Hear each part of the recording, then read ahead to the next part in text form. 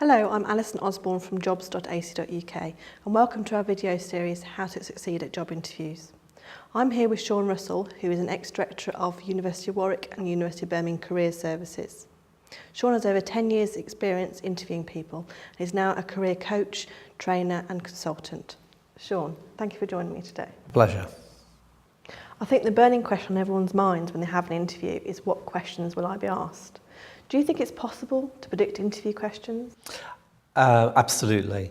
And I think if thinking back to interview panels I've been surprised when people haven't done that. And I think in terms of predicting, questions come in various forms. There are general questions, so a nice comfortable opener for a panel might be, tell us a little bit about yourself, which actually means seems like you can actually talk about anything, but you really need to nail that with, say, 2 or 3 or 4 bullet points. Or talk us through your CV, which again is a very open question. They might well ask you questions about your knowledge, particularly if the role is very much linked with perhaps technical knowledge. And again, you should be able to predict that from the job spec and the person spec. And also questions around your experience, its current role, previous role, and it's all about matching the job to your previous experience. And then the last type of questions, which are generally called competency-based interview questions, are probably the most common.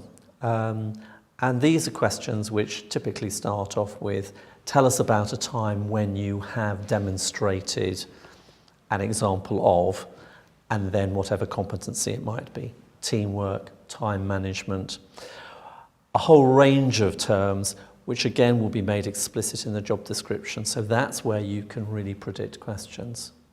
And one of the reasons that interviewers use competency-based questions is it's a very easy way to make sure that interview panels are consistent in their approach and with their questions to all candidates. Could you tell me a little bit more about how I would structure an answer to a competency-based question? Yes, I think with all answers it's good to have a structure in mind, particularly with those, and a fairly well recognised structure is to kick off by talking a little bit about the situation, which forms the background to your example, what the actual task was, what you achieved, and what the result was, and then looking back on it, how you felt you did in that particular situation or task or project. That gives you a nice structure. The key thing to remember is not to spend too much time on the narrative giving the background, because the interview panel wants to know what you did, whether it was successful, what the result was, and particularly how you reflected on it, because one of the things they're interested in is your development. And if you can say something like, this was generally quite successful, but if I did it again, I'd do these things differently, then that is a brilliant answer.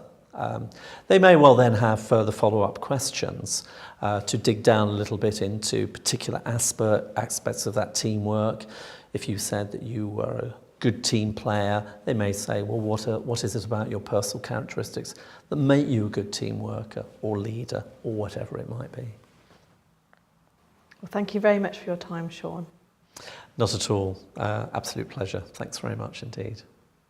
You can see more videos, careers advice, blogs, case studies and much more on our website www.jobs.ac.uk.